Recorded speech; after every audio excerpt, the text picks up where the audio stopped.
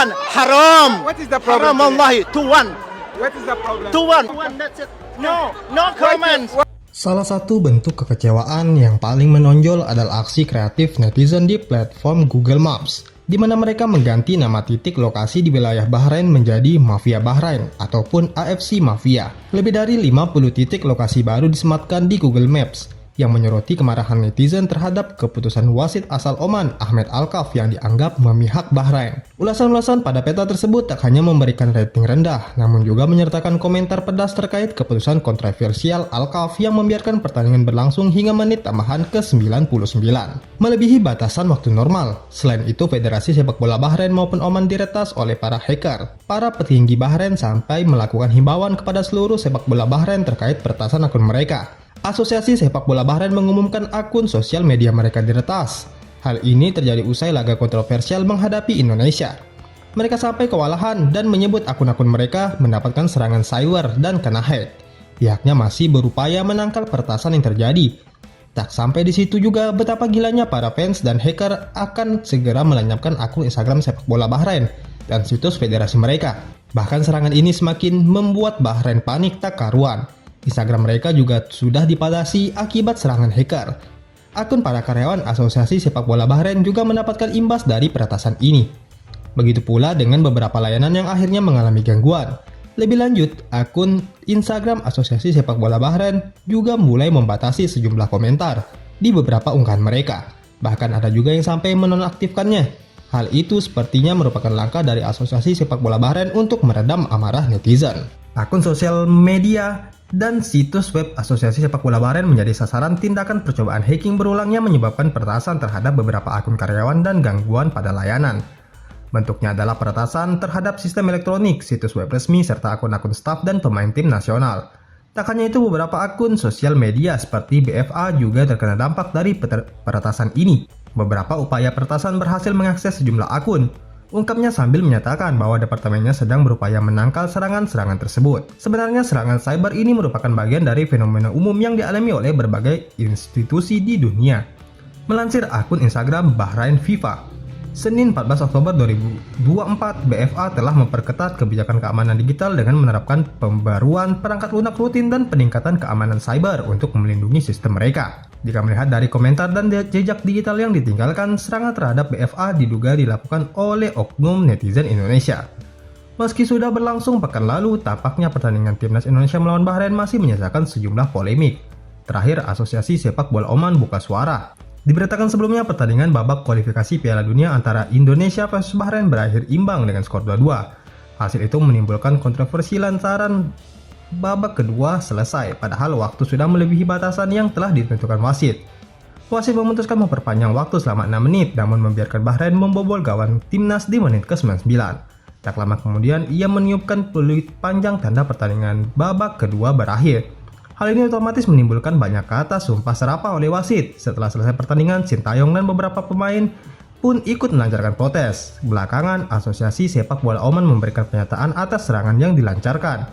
Disebutkan bahwa serangannya ditujukan kepada wasit asal Oman tak beralasan.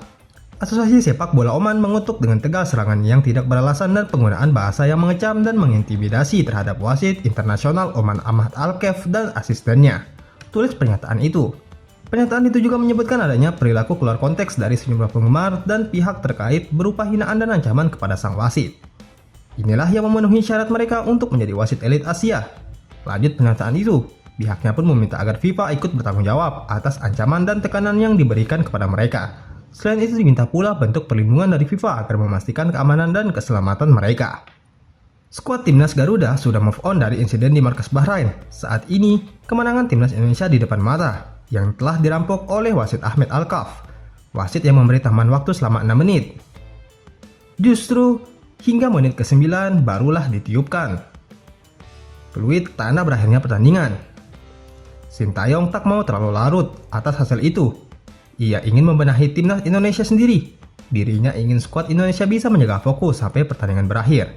Sintayong juga melakukan evaluasi secara menyeluruh soal laga melawan Bahrain. Namun dalam pertandingan itu, kami tak kehilangan fokus. Kami telah melakukan evaluasi dan refleksi atas hal ini. Dan aku juga telah berbicara dengan para pemain secara mendalam, lanjutnya. Sintayong masih belum bisa menyembunyikan kekesalannya terhadap Bahrain. Dirinya ingin di masa depan semua pertandingan bisa berjalan dengan adil. Di masa mendatang, melawan siapapun, aku berharap di setiap pertandingan dapat berlangsung secara adil dan wajar, ungkapnya. Timnas Indonesia sampai saat ini telah mengantongi 3 hasil seri, sementara sang lawan sedang dalam kondisi tak ideal, yakni China. China kalah dalam 3 pertandingan perdana. Ini menjadi salah satu keunggulan pertama yang dimiliki Tom Haye dan kawan-kawan. Punya jeda yang lebih panjang perlu dimaksimalkan, terlebih situasi timnas China juga sedang mengalami keterpurukan.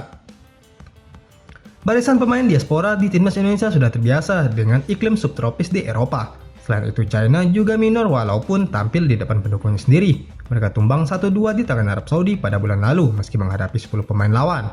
Di satu sisi, Indonesia perlu waspada dengan kembalinya 3 pemain bintang China jelang laga ini. Nama-nama seperti Gao Junji, Wolei, dan pemain naturalisasi Alan disebut prima menghadapi Indonesia. Gao Junji adalah salah satu pemain senior timnas China.